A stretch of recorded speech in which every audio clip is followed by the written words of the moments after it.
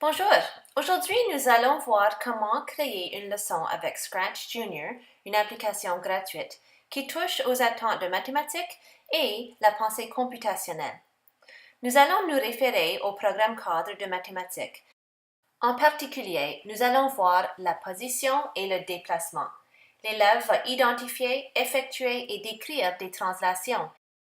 Cela se fera dans une grille et l'élève pourra faire des déplacements horizontaux ou verticaux. Nous allons aussi intégrer la pensée computationnelle, qui est une façon de faire la résolution de problèmes. Nous allons nous concentrer sur la décomposition et le design algorithmique. Pour plus d'informations sur la pensée computationnelle, veuillez consulter les articles qui sont cités dans le plan de leçon. Le défi, c'est de créer un parcours pour aider le petit chaperon Scratch Junior à fuir le dragon. L'élève va s'amuser et apprendre en même temps. On commence tout projet dans Scratch Junior en cliquant sur la maison. Ensuite, on va débuter un nouveau projet en cliquant sur le plus. Nous allons utiliser la grille, alors on va cliquer sur l'icône qui démontre la grille et on voit que notre personnage principal se situe à la position 8 et 11. On va ajouter un autre personnage en cliquant sur le plus en dessous du chat et on va aller choisir le dragon.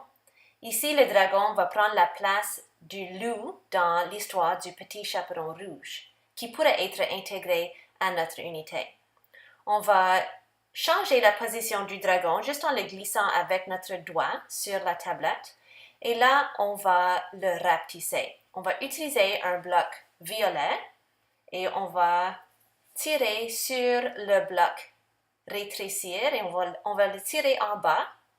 Et en cliquant là-dessus, on peut rapetisser la taille du dragon. Encore une fois, on va le glisser et le repositionner. Ensuite, on va ajouter un autre personnage. Il y a toute une banque de personnages et d'objets qu'on peut ajouter à notre animation. Nous allons choisir la grand-mère. Alors, notre grand-mère se place automatiquement au centre. On va faire la même chose, on va rapetisser la grand-mère et on va la déplacer. Chaque fois qu'on déplace le personnage, on voit les coordonnées du personnage qui changent aussi. On va ensuite aller choisir une maison pour grand-maman. Chaque fois qu'on choisit un personnage ou un objet, on clique sur le check et ça l'ajoute à notre espace. On va ensuite déterminer comment faire bouger notre personnage du chat. On clique sur le chat et on voit que le chat apparaît en bas dans l'espace de programmation et on va utiliser les différents blocs pour déterminer son mouvement. Les blocs bleus sont pour bouger et on peut indiquer la distance qu'on veut qu'il parcourt en modifiant les petits nombres qui sont en bas des flèches. On peut aussi dire au personnage de revenir à sa position initiale en choisissant le bloc bleu qui montre la flèche qui retourne sur le X. Alors, on peut tester et modifier notre programme selon nos besoins. Ensuite, on va faire la même chose pour le dragon. Et ici, on peut discuter ensemble en équipe ou en grand groupe comment on pourrait inventer des parcours pour que le dragon attrape grand-maman ou que grand-maman puisse s'échapper du dragon et que le petit chaperon Scratch Junior se rende à la maison.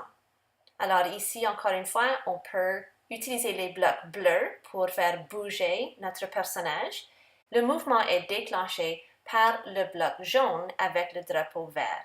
Alors, quand je clique sur le drapeau vert, cela débute la programmation. On demandera ensuite aux élèves de décrire leur travail. Est-ce qu'ils ont fait des translations horizontales ou verticales? Quel était le parcours le plus efficace pour grand-maman? Ou bien, quel était le parcours le plus efficace pour le dragon?